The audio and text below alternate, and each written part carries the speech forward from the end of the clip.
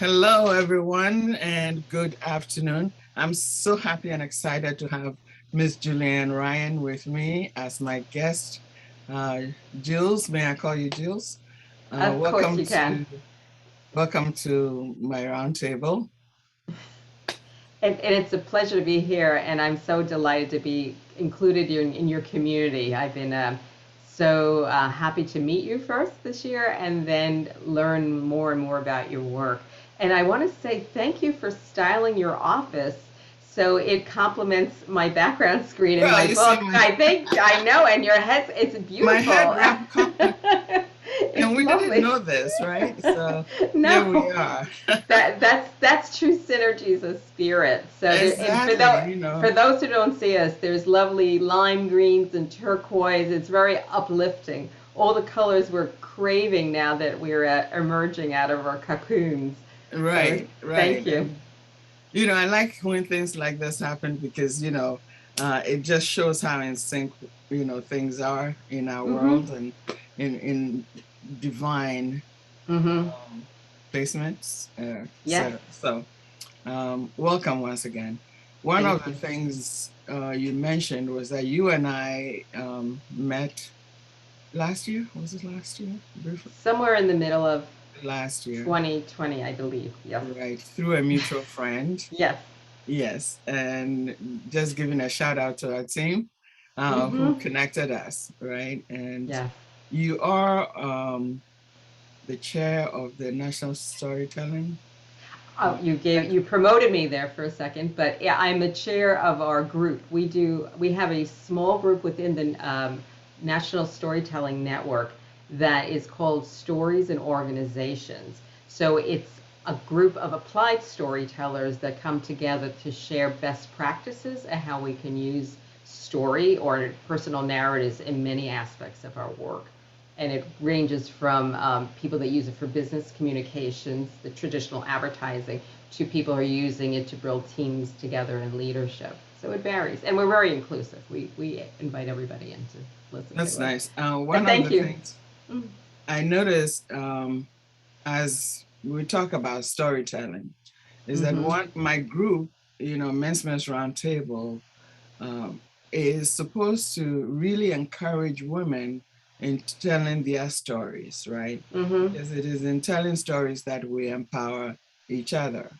So Mm-hmm. as we, connected, within the same framework, I thought, wow, this is, powerful in Mm-hmm. itself because we can both use storytelling as a tool to connect Mm-hmm. many other women, Yeah, and absolutely. so what is your takeaway from last year's challenges, especially as we experience COVID, being isolated, in our homes, etc. Um, Many things, but two things that come to light is a great appreciation for what I had and have, in a community. I'm good fortune I am married for years, so I had a wonderful person to spend time with as he was navigating his world of work with teaching and students, etc. But the fact that I had laid the groundwork for a very large community of people that I've known over the years that stem from my childhood forward and school and work. And it kept growing during COVID, using this opportunity of coming forward on screens and Right, meeting variety of people in many different ways from all over the world. And creating not just a contact, not just a name and here's your title and what you do, but friendships. You and I, a team, so many people, and then seeing who you and I share in common, having never met each other, is right, just incredible. And traveling in these little rectangles from Berlin with talking with somebody on a podcast to people joining other meetings I organized that were from all over the planet, from Russia to South Africa to Australia. So that was a real gift. The second gift was because we couldn't go out in person, and a lot of my work was built on being in person, in live, in rooms, in actual physical rooms. I had to get comfortable with the fact that when I present, I have to show up in these screens and then also post more. So build my voice in different ways, the written format as well as the spoken word, and figure it out. So, Right. we were joking before when we were just getting started. There's always something tech that we have to figure Right. out, and just bingo, there's no green room behind the scenes to say, okay, we're gonna have some little tech person running around and helping us. Sometimes you just to go in the flow and just show up That and is say, true. we're gonna fix it, we'll get it done. It's not the most important thing in the world. It's only technology. And it always works, right? Because without that, you and I could not connect during Mm-hmm. the time we were all kind of everything shut down, right? Correct. I used to have a women's group, and we met face to face, Mm-hmm. and did our circle and meditations and discussions. And with COVID, we couldn't do that again. So here I am shifting it online, and trying to find ways to connect with people and Mm-hmm. really still have the conversations that we Mm-hmm. used to have, right? Yeah, it's all One, possible. Mm-hmm. right. And I notice it from your Facebook posts and also relationships, etc. You're having a lot of fun out there. I admire you a lot. Um, I Oh. noticed one key thing that I think is very important, and you mentioned that in talking about all the different people we connect with worldwide, right? Mm-hmm. I noticed that you go to all these different events, and it's as diverse in people as it is in content, right? Yes. You have so many things. It's about music, it's about dance, it's about people from all races, and I really really love that about you. Why is that your approach to really having this? It's always something I had from the time I was a child. I always was curious about other people from all over the world and wanted to know more. Even the little books I read as a kid, I was always reading everybody else's fairy tales or folk tales in the library and all the parables. And I don't know, I just loved it. And then I had the good fortune of Queens, where I grew up in metro area New York City, is and has been a fairly diverse community. So I grew up in a street where not everybody spoke English as their native language. They were from someplace else. In the early days, it was more German and Italian and Hungarian and Indian, and then it migrated into other areas. And I grew up with students from other places in the school, and my mother's first generation American, and we're not, my family is not here that long. So I think I always wanted to explore what it was like from other places, and Mhm. always just curious and have fun. And then my husband is from Ireland, but he coaches track and field, just to give you more background, and he's coached people from all over the world. And I think this was a big important competency for me when I was, I hate to use that HR word, but when I was dating, that I wanted to have somebody that wanted to embrace the planet and look at people from all nations and be curious and be inquisitive and want to travel physically or else in their relationships too. Well, I like that a lot because I do the same thing, right? Mm-hmm. I enjoy different people, different cuisines, different religions and practices. And I like us to connect because I think, the divine gave us all these things so that we can explore and really expand our experiences on this planet versus, staying in one lane, almost, right? Um, I used an expression this year. I have to see if anybody used it before me, and if not, I'm claiming it. I gave a talk at a conference quite recently, still in my little box, and I used expression story tourism. And I was speaking to a group in Missouri, a whole state of people who are looking to help revitalize their communities, and it's called Main Street America. And this was the Missouri branch. And a lot of those folks are in rural communities, and I was trying to figure out how to visit with them and have me present myself. And I talked about when we visit someplace we're not familiar with it, we see ourselves differently. We observe things and listen differently, and it helps educate ourselves. And also, the person from that place is the richer for. I know what I'm like when I have to explain things when somebody comes to New York or visits, which I take for granted. So I think story tourism is a good expression for what we do when we're meeting each other, and Right. we peel back another layer of understanding. And context is the word I always use, Right. about what informed that person experience. Like, you have a very rich and diverse background of where you've lived and how you arrived to your present location. And Right. I think I am always curious about the context.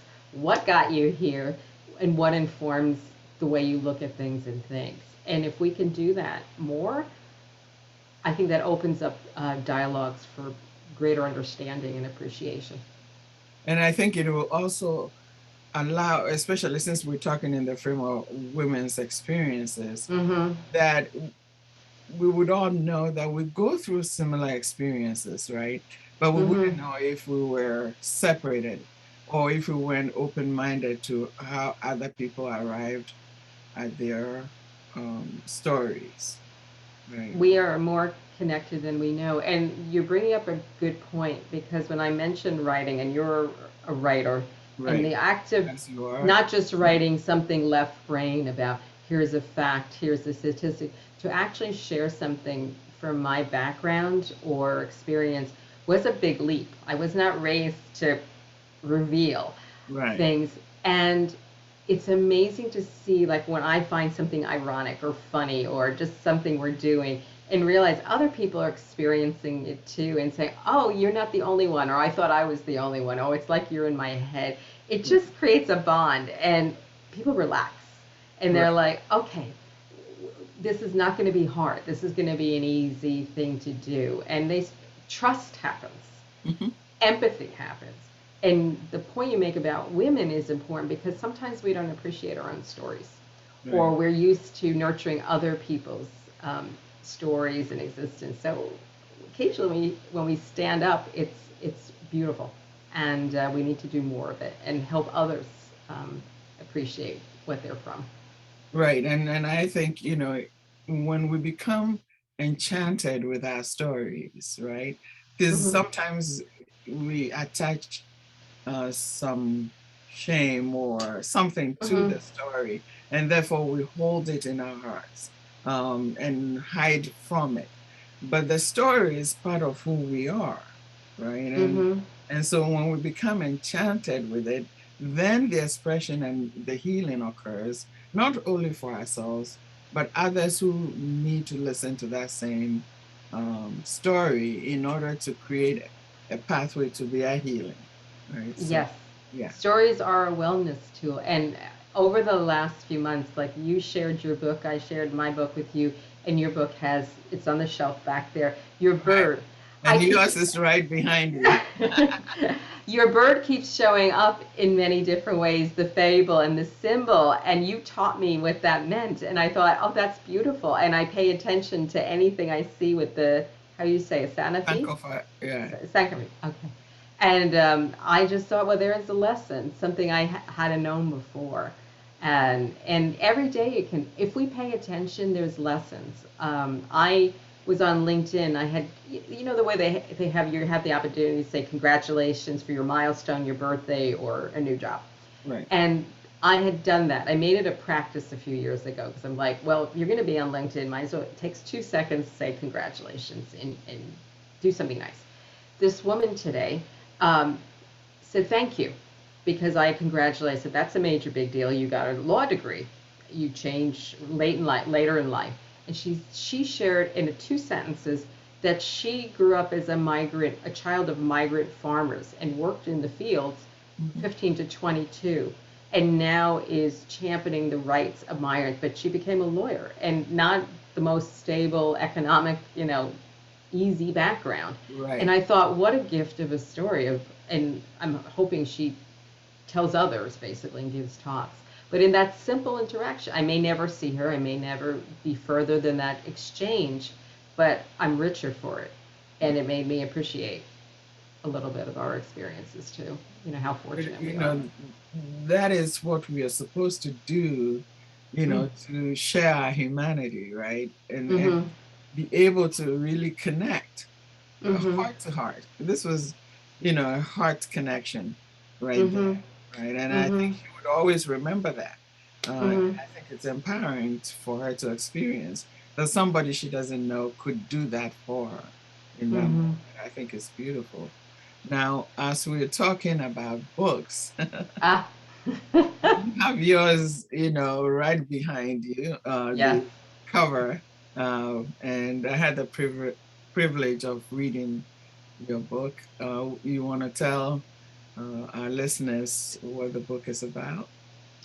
Yes. The And title, yeah. well, it's probably one of the world's longest titles. So, The Learned in Queen's Communication Playbook, Winning Against Digital Distraction.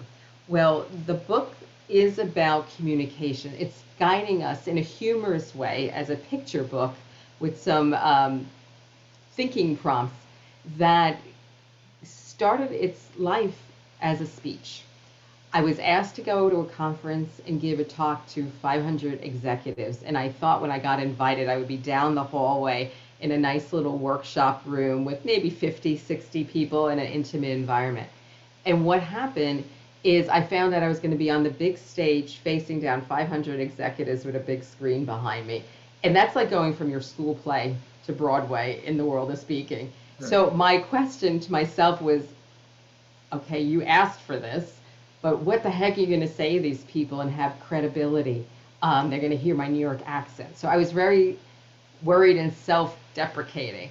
And the best advice I start to give myself is, well, you better keep it authentic and show up as yourself. So I started to use my background growing up in Queens as a visual and audio metaphor for how we come from our backgrounds and learn how to communicate with people, and made some fun of a lot of different things. The premise is that was behind it was a lot of aggravation I had with myself and others that we have turned ourselves into mutants, into a head down species that we're always looking down at our phone, or when we're not looking at our phone, we're sometimes don't have the most patience when we're reading our emails or responses. We're writing the answers, we're making a lot of assumptions, and it gets us into trouble. But who wants to be lectured to on a stage? So I had to figure out how to have a fun conversation with executives, make them pay attention. And then a year or so later, I realized the book still had a lot of good things to say. Surprising, we haven't fixed all our communications. We're still Well, irritable, and we're still staring at these things.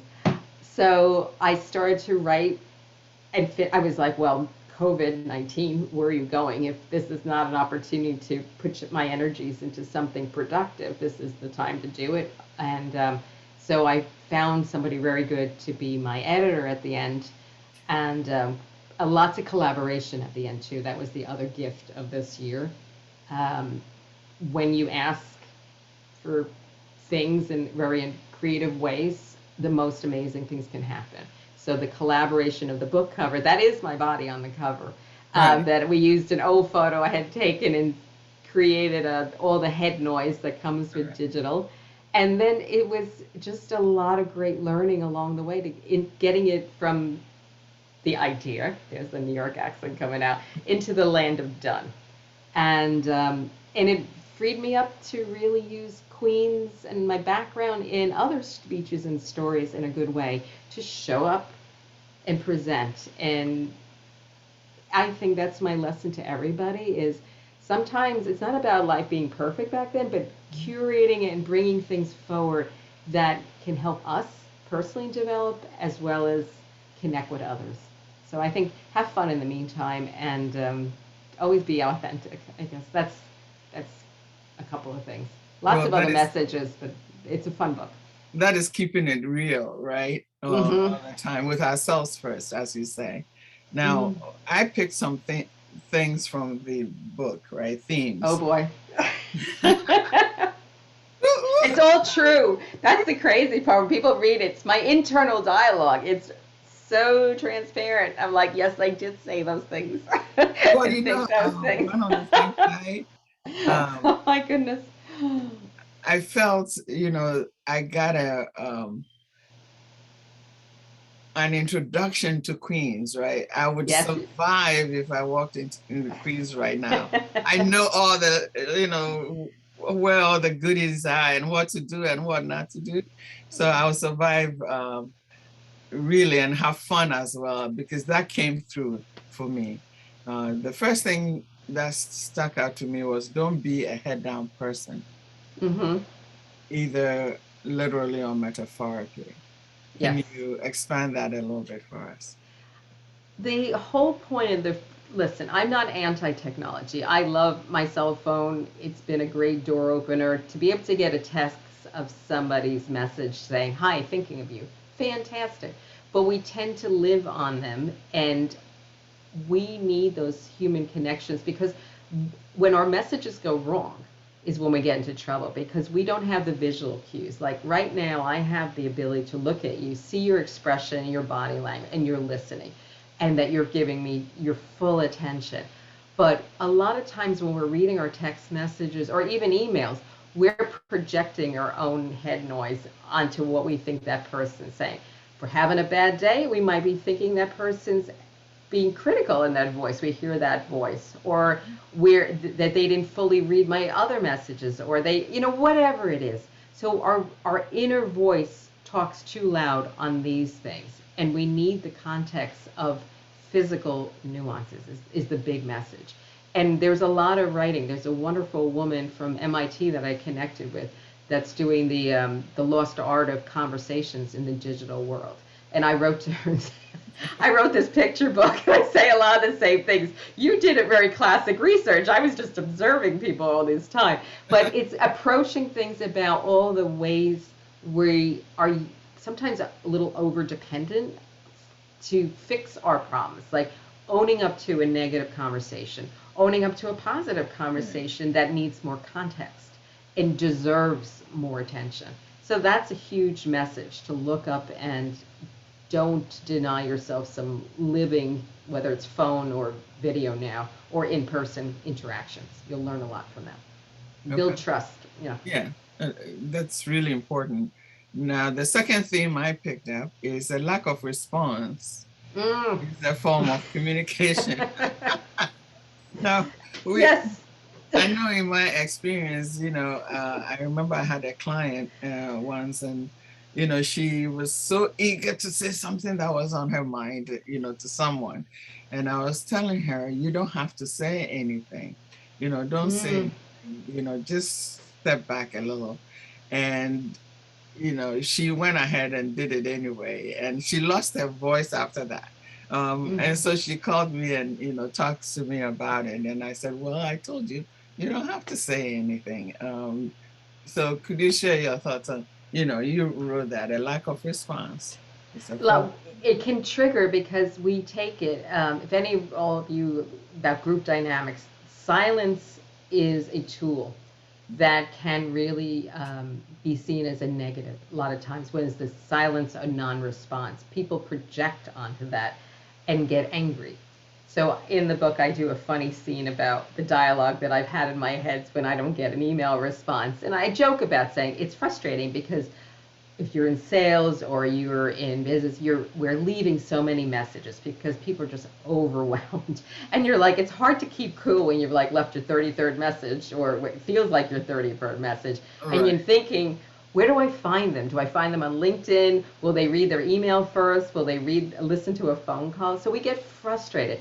The trick is not to let that creep into our interaction. If we're sending an email, let it sit, tone check, put it in draft, or wait to pick up the phone. And then sometimes just pick up the phone and say, look, I just need clarification. I really appreciate it. And practice maybe in your mind your voicemail before you get on and go, Right. like, don't be snarky. That's the guy, just be patient. And it's hard. I'm not saying I do it better. I have the book on my desk every day going, page 3, verse Right. 20.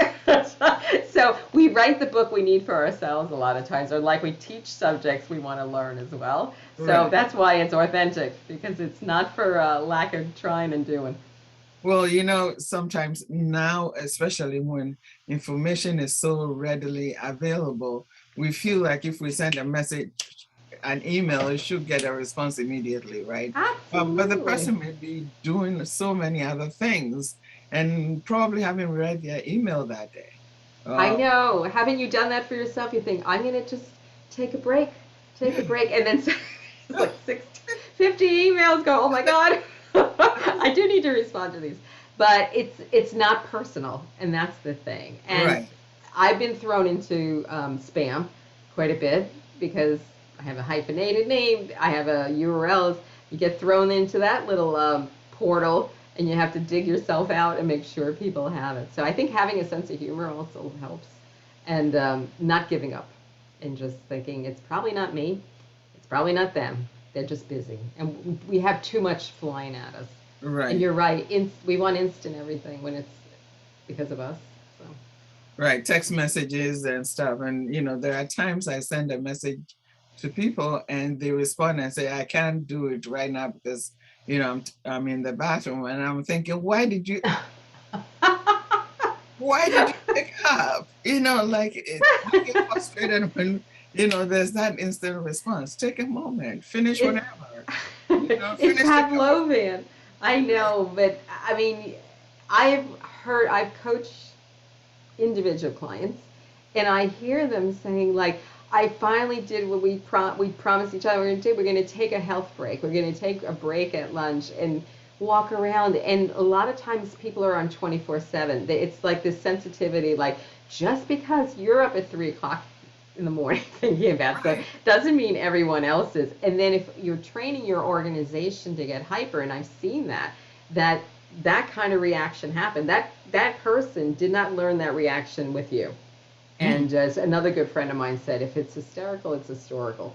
So if they have that much of a trigger response, there's a lot of stuff they need to figure out why that was such an urgent thing to come back to you instantly. Is it a fear, or is it anger, or like what were they for? What were they thinking was going to happen if they didn't talk to you right away or respond? why would they answer then? I've heard some people say, I'm in church, I can, like, if you're in church, then put the phone away, um or put whatever it is that you're reading, you know oh, But all it is right. crazy. It is Yeah, it is. crazy. But there's a lots of story, and then just owning up and giving people permission to what works too. I think not in social situation, but in the work of what's fair and equitable for the staff and manage expectations.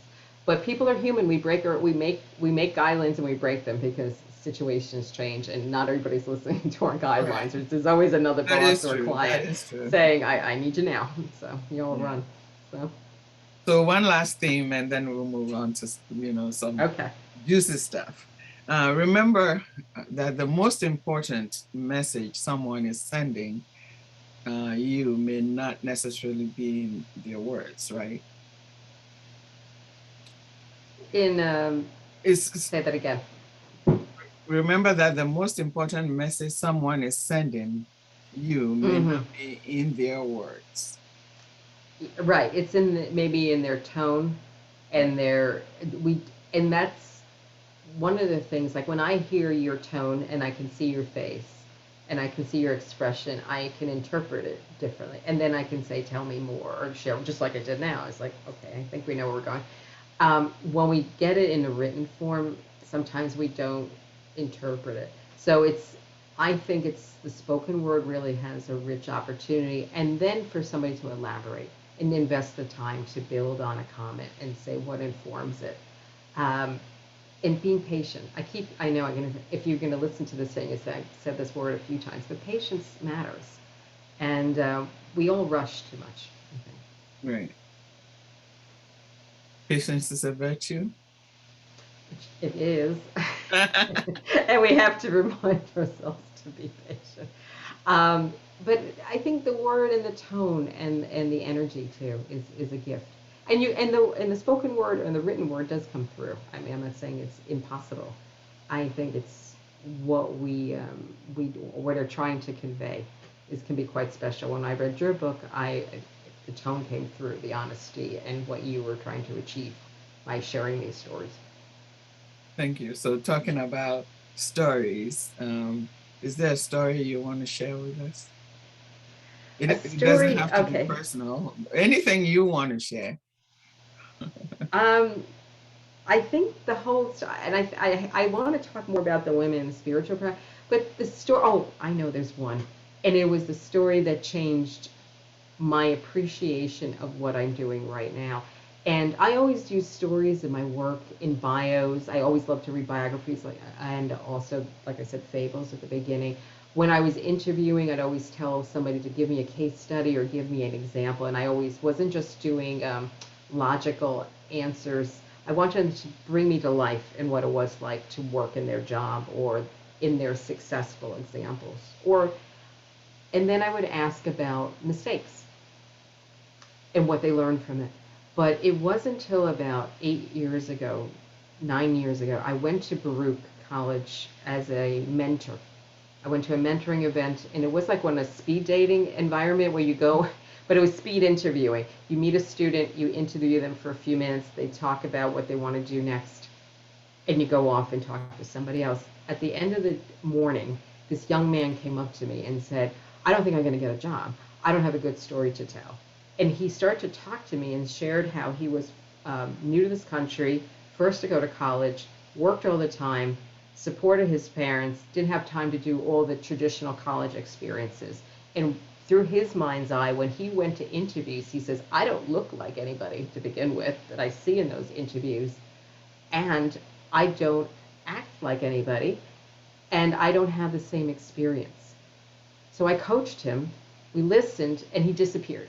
Went off to go to class after he finished with me. He was in a dust. Like if there were fog and clouds, it would have been a perfect scene because that's what it felt like. He literally disappeared.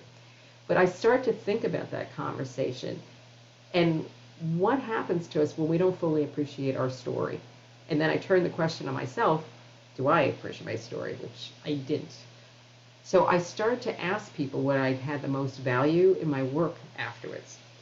And it became the fact I took the time to listen to people's stories, spend time with them, and it was a teaching tool that made their work richer and more bearable sometimes, and it helped solve problems.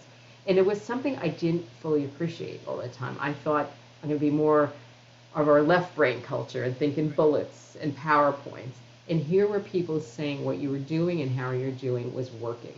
So that opened up a whole experience of I'm going to study applied storytelling. I'm going to start to use it in my counseling. I'm going to start to really try my hand at going out and doing talks. So it opened up a whole portal, but it was out of one conversation. And every time I give a talk, I'm always thinking of that young guy. Like I always wonder what happened to. And everybody who's ever connected with me, who's always linked in, he's like this mysterious figure that just appeared at the right time, at the right place. And it's an amazing moment of when we pay attention, like amazing things happen. Right. I want to share a quick story that I was Oh, thinking of. great. It just came up to me this morning. Ah, It was about my grandfather, my maternal grandfather, who I lived with as, when I was very young. Um, ah, I was separated from my mother. I think my father had just passed away very young. ah, yes. I was about two-ish, and I came to live with my grandparents at that time. And I remember starting school, and every morning when I was going to school, my grandfather would give me a shilling. At that time, Ah, we used to have British currency, mm-hmm. used British currency in Ghana at the time. And he would always give me a shilling, which, I mean, at that time, it was a lot of money. I didn't Yes. even need to spend it to buy anything, right? But he gave it to me every morning.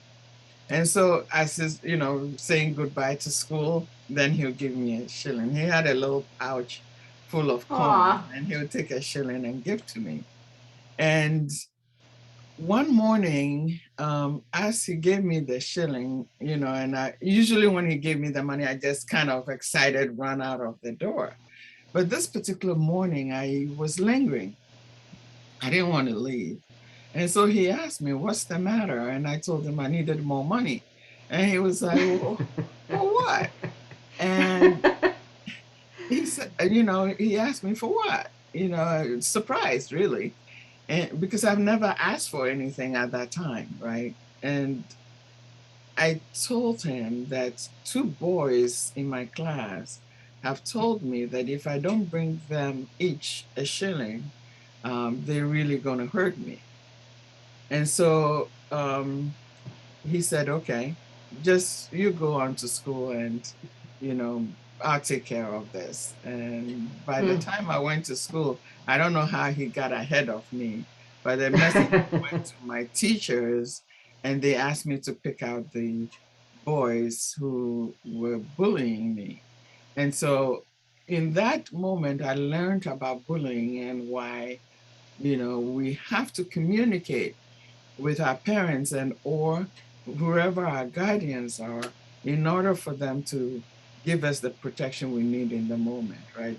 You can imagine if Hmm. I hadn't done that and Hmm. waited weeks on end or months on end, it would have changed my life in a different way. And it does. So, It resonates with me because I went through a bad situation in grade school for many years. And the fact you had an advocate that was listening and was in a place to pay attention and ask you and didn't just spend the time yelling at you saying, why you need more money? right, Like literally just ask the question you needed to be said. But that meant you two had a bond of trust as well. And right. he respected you and valued you what you were sharing. So I'm glad that was the case. Now and you, it was amazing. He was able to, like you said, get ahead of the situation, literally and figuratively. So Yeah, that is good. it was fast, And it was you swift. you yeah, and you played that forward, and you've played that forward in your life. So you've done the same. What your grandfather gave you a Beautiful. shilling, you've given a more than a shilling's worth of guidance and support to people. So he should be I very don't proud get of you. bullied, and there's always a way to get around that. If we have Mm-hmm. strong support and, channels, if we have channels to find the people who we know will stand with us no matter what. And I think if taught at a very early age, that would Mm-hmm. help Yeah. really put aside some of these experiences that the young people are having right now. Right? Yes. I'm on the digital, but also made me think of when you're very supportive of women, that has happened quietly and in many different phases in the workplace. Women being intimidated, women not speaking up and advocating because there was always a huge price for doing so. So I Right. think we're like to think we're at a crossroads that is something we don't accept anymore, and we support others to speak up and don't question them. We support them and take them at their word, that we help them. It is one of the things that worry me a lot as to Mm-hmm. how much support women are giving to other women. Um, Mm-hmm. I was watching a show yesterday on TV, and I don't want to give them, I don't want to advertise for anybody per se. But on the show, they were talking about relationships, and the women, it was the interviewer was a man, and the rest of the panel were women. And the women were complaining about how the other women and that the men were too good for the women. And I was scratching my leg. I couldn't really, honestly, it was very difficult for me to process, especially I didn't come away with that same conclusion, right? If it was right, I would have, but I didn't. So anyway, um,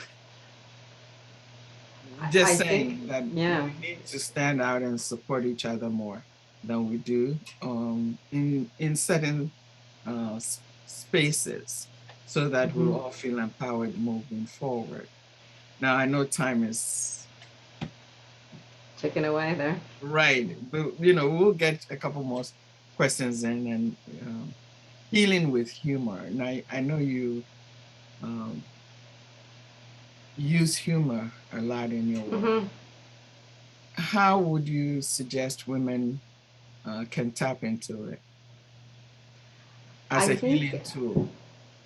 I I use it when I'm giving a workshop or a presentation to bring the irony or the frustration of something to the forefront so people can relax. I think humor has a double edge. It can be a sword that could cut, or it could be something that could heal and help people relax and listen to themselves. So I think gentle joking, and also it's the deliverer, who's making the joke and what is their intent. We need to watch.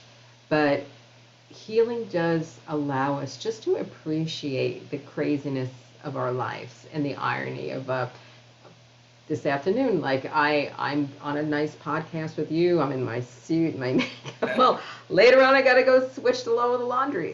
It's like, so there's humor saying nobody has a big team. We're not in those masterpiece theater shows where everyone has a crew waiting for us. It's keeping it real and saying you and me, we have something together, and having a healing conversation could just be appreciating what it takes for someone to find a new job, to make a decision to lift their head, to make a decision of making a big life change, and sometimes having folks just be kind to each other. So the humor, whether it's in my book or in my writing, is just appreciating the small moments that make us tick. Our successes don't come from major big things. It's a myriad of little things that get us here. And one of them, when we were talking about one of the learnings of COVID-19, is great appreciation of the women I have in my life and the networks that I have, different tribes per se that I can go to and talk to them and know they can support me and they have my interests and I have their interests in heart. So I think it's healing and also being very gentle with your story about who's around you. Are they giving you energy, um, or are they detracting from you? Now, I'm not saying giving honest feedback where you're saying, well, you need to maybe change out how you're presenting something or you might want to add something. Not honest critique without an agenda, but be very thoughtful of who you have in your circle and who you give as your gift of sharing, because that's as precious as anything. So I think those are always my guidance to folks, to just listen, do a lot of paying attention to how you're experiencing other individuals around you. Thank you for that. Now, I Mm-hmm. want to ask, how do we teach young girls about storytelling, about telling, tapping into that form? I think sharing and being in the same room or in the same venue, whether it's showing up young girls, you could mean high school or colleges, opportunities to mentor and present yourself and all of us to go to a college and meet with young people and young girls in a session. I've done that with communications and share a story. Just don't give the topic in logical form. Share something we learned, share something we were feeling when we were trying to learn it and panicking when we had our first talk to do or when we had our first job interview, and show our hand, like what we experienced. And slowly but surely people will share. There was one young lady on a call I was on, and it hit her when I talked about saying I was so shy to the point of mute when I was growing up, that she started to talk about that she's been pushing herself to come out of her shyness and to talk more in class, and it's hard on these virtual students sometimes to do that and negotiate. So I think the more we share, the more people will learn from stories. And sitting around, it's fun to be with friends or old age, but I always believe, like you said earlier, mix it up. Find out what other people are doing. So if you all look the same around your table, you know to change up your Yeah, game. you're not doing that. It's like, You're missing a whole so lot. you need to find out what the rest of the world is You're thinking, missing a how whole they're, lot. There's, yeah, a lot happening in this world that we can all benefit from. It's amazing, different cuisines, different dances, songs. fables, mythology. It's a whole host of things that, can really help us expand our experiences on this planet. So, yeah. Yeah, being intentional about it too. I know that's a phrase that's being used more and more, but it's true. Like if we assume nobody's going to come and join us in a conversation, nobody will. But if we say I'm going to reach out to someone who's 20 years older than me and 40 years younger than me, fun things happen, and you can do swap meets. I mean, I'm good fortune. I'm with an Irish person from Dublin, so he never stops talking. But there's lots of stories. So we compete for airtime. And that's why I started to do more talks outside of my home so I could talk. But the nieces and the nephews, they're all great storytellers because they grew up with that too. And I'm sure your family's grown up with Yeah, that we had, gift of elders, storytelling. peers and stuff tell stories. We actually would sit around a fire, at after supper and tell stories. Hmm. And it's a great way to look back on our experiences, and if we just report it like fact, a little emotion, back to fact, it's not the same thing. But if we tell it as a story, we'll be learning as well as everybody else will be learning and having some things to just appreciate and pass on. So all good. Oh, good. Oh, good. I love that. So we can end this conversation, and I know Oh, one day, it will be much longer than this. I know. It's a Who gift. Thank you. who That's is a a gift. woman of power and grace? Is Yes. The friends, I thought hard. I did a reaction when I saw that question. I'm like, I should research like the usual suspects. Maya Angelou was one. But I thought, you know what? I'm not going there. The women in my life that I've had, people that were my teachers that are still my friends. I saw my ex-boss in person last week that I hadn't seen in 20 years who's gone on her own spiritual journey. Those are the women. So I think for me, it's paying attention to the heroes in my life that made a difference, who have done extraordinary things. You've met some of my friends and interviewed right. one friend, Maria Connie, you call her Maria Connie DePino. Those are the gifts. Those are the heroes of grace and going beyond themselves to help and support other people. So those women are everywhere, and we're lucky to have them in our lives. Especially, I think that sometimes we're looking outside of ourselves for heroes and sheroes, and but right in front of us are the people who exhibit the power and Mm-hmm. that also helps us to grow, right? So Yes. it's really beautiful that you end on that note. Thank you, Thank you. thank you, thank you so much And for you're in that list as this. well now, too. Just so you Right. know, you're in that Thank list. you.